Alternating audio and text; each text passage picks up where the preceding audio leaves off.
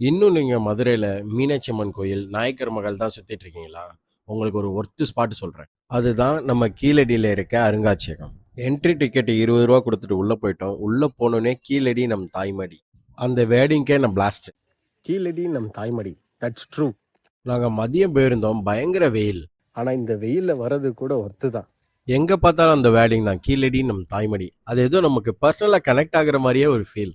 Entry ஆகி உள்ள போனோனே அப்பாடா கிடைச்ச சீட்னு 2 பேரும் உட்கார ஆரம்பிச்சிட்டாங்க. கேட்டா அதிக வெயிலுன்றானுங்க. அப்புறம் சுத்தி பார்க்க ஆரம்பிச்சிட்டோம். இப்பெல்லாம் பிவிசி பைப் வச்சு தானே விவசாயத்துக்கெல்லாம் தண்ணி போகுது. அந்த காலத்துல சுடுமண்ணை வச்சே செஞ்சிருக்காங்க. நல்ல பெரிய ஸ்பேஸ். என் பொண்ணு நல்லா ஓடி ஆடி விளையாண்டுட்டு இருந்தா. நாங்க அங்க இருந்த பேனர் எல்லாத்தையும் படிச்சு ஒன்னொன்னையும் தெரிஞ்சுட்டு அதுக்கப்புறம் கடைசியா அந்த ஆராய்ச்சி பண்ண இடத்த போய் பார்க்க போனோம். இதெல்லாம் முன்னாடி அலோவ் பண்ணாம தான் இருந்தாங்க. அதுக்கப்புறம் இது ஃபுல்லா மக்கள் பார்வைக்காக கெட்டி அலோவ் பண்ணிருக்காங்க. இந்த மாதிரி அகழ்வாராய்ச்சி நம்ம மூவில பார்த்துருக்கோம். ஆயிரத்தில் ஒருவன் அந்த மாதிரிலாம். ஆனா ஃபர்ஸ்ட் டைம் நான் லைவா பார்க்கறது இட்ஸ் ஃபீல் டிஃப்ரெண்ட். எனக்கு டக்குன்னு இந்த எகிப்து அந்த மைண்ட்ல வருது. இன்னொரு பக்கம் எகிப்தனியா எகிப்து. எங்க கீழடி தெரியுமா?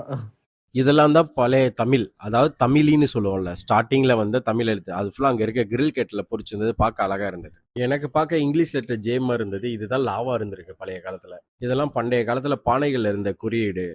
இதெல்லாம் பார்க்கும்போது தான் குறியீடா யூஸ் பண்ணி அந்த தமிழில இருந்து இப்ப யூஸ் பண்ற தமிழ் வரைக்கும் வந்திருக்கு.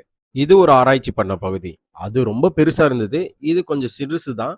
ஆனா நல்ல ஆழமா இருந்தது. இங்க இருந்து ஆராய்ச்சி பண்ண பொருட்களை எடுத்து பக்கத்துல மியூசியம் மாதிரி ஒன்று வச்சிருக்காங்க. அது போக இங்க இருக்கிற ஒரு சில பொருளை அப்படியே விட்டுட்டாங்க.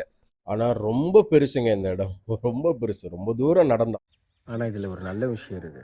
இந்த நடந்து நாங்க ஒரு 2 கிலோ குறைச்சிருவோமா? 2600 வருஷத்துக்கு முன்னாடி வாழ்ந்த மக்களோட நாகரிகத்தை பார்த்துட்டு இருக்கோம்.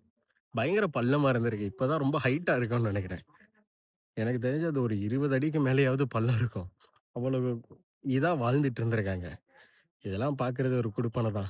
நீங்க மதுரையில இருந்தாலும் சரி, இல்ல மதுரை சரௌண்டிங்ல பக்கத்துல இருந்தாலும் சரி, இல்ல வெளியூர் இருந்தாலும் சரி, ஒரு தடவை இங்க வந்து பார்த்துட்டு போங்க. Seriously worth. அவ்வளோ அழகழகா இருக்கு எல்லாம். அப்போ உள்ளவங்க எப்படி வாழ்ந்திருக்காங்க, என்னென்ன யூஸ் பண்ணியிருக்காங்க, என்னெல்லாம் இருந்திருக்கு, எப்படி வணிகம் இருக்கு, எல்லாமே டீட்டெயில்டா இருக்கு.